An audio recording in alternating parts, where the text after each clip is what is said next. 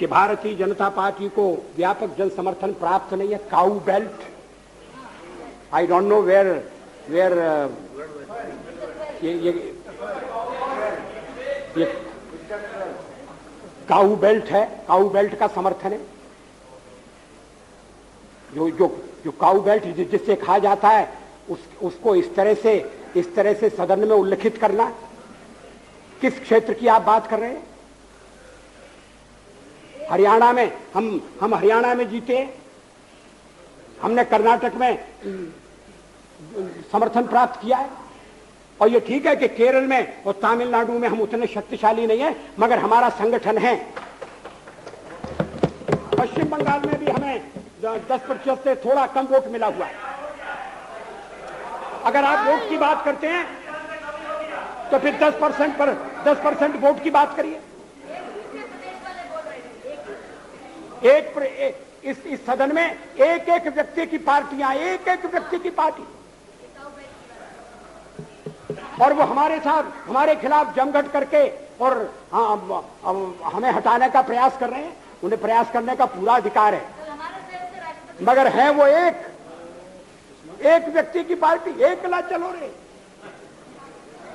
और चलो एकला अपने चुनाव क्षेत्र से और दिल्ली में आकर हो जाओ इकट्ठे रे। किस लिए इकट्ठे हो जाओ? देश के भले के लिए। स्वागत है,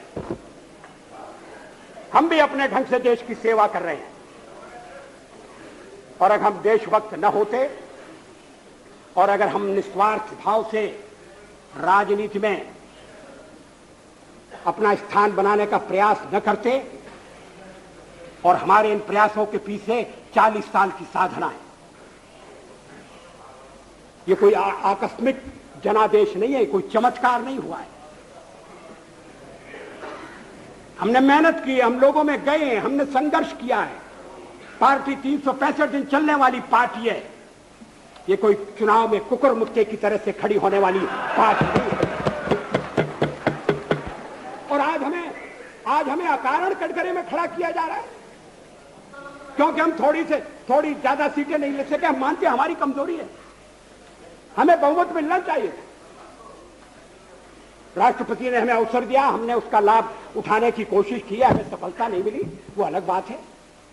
लेकिन हम फिर भी सदन में सबसे बड़े विरोधी दल के रूप में बैठेंगे और आपको हमारा सहयोग लेकर सदन चलाना पड़ेगा, इस बात को मत भूलिए। मगर सदन चलाने में और ठीक तरह से चलाने में हम आपको पूरा सहयोग देंगे, ये आपको आश्वासन देना चाहते हैं। मगर सरकार आप कैसी बनाएंगे, वो सरकार किस कार्यक्रम पर बनेगी, वो सरकार कैसी चलेगी, मैं नहीं जानता। लेकिन जहां तक दलितों का सवाल है, शेड्यूल कास्ट के टोटल मेंबर्स हैं 77 और उनमें से 29 मेंबर्स बीजेपी के चुने गए।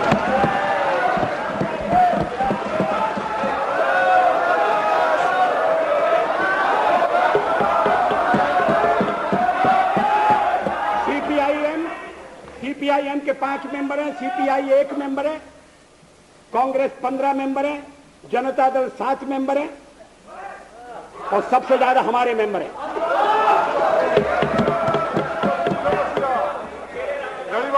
और एसटीसी में भी, शेड्यूल ट्राइब्स में भी total number of seat is 41, BJP 11। हमारा जनाधार नहीं है, हमें लोगों का व्यापक समर्थन प्राप्त नहीं है। अगर आप हमें छोड़कर सत्ता बनाना चाहते हैं और आप समझते हैं कि वो सरकार टिकाऊ होगी, मुझे तो उसके टिकने के लक्षण नहीं दिखाई देते। वो पहले तो उसका जन्म लेना कठिन है, जन्म लेने के बाद जीवित रहना कठिन है। और ये सरकार अंतर विरोधों में घिरी हुई देश का कितना लाभ कर सकेगी, ये एक प्रश्नवाचक चिन्ह है। हर बात के लिए आपको कांग्रेस के पास दौड़ना पड़ेगा। और जब आप उन पर निर्भर हो जाएंगे, अभी तो मैं नहीं जानता, पहले चर्चा हुई थी, कुछ शर्तें लगाई जा रही, फिर चर्चा हुई कि कोऑर्डिनेटिंग कमेटी बनाना पड़ेगी। फ्लोर पर भी हम लोग कोऑर्डिनेशन करते हैं, उसके बिना तो सदन नहीं चलता। आप सारा देश चलाना चाहते हैं, बड़ी अच्छी बात है, हमारी शुभकामनाएं आपके साथ हैं। हम अपने देश की सेवा के कार्य में जुटे रहेंगे।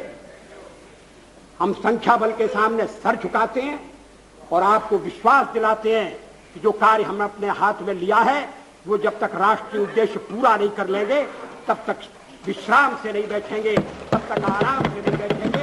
अध्यक्ष महोदय, मैं अपना त्यागपत्र राष्ट्रपति महोदय को देने जा रहा हूं।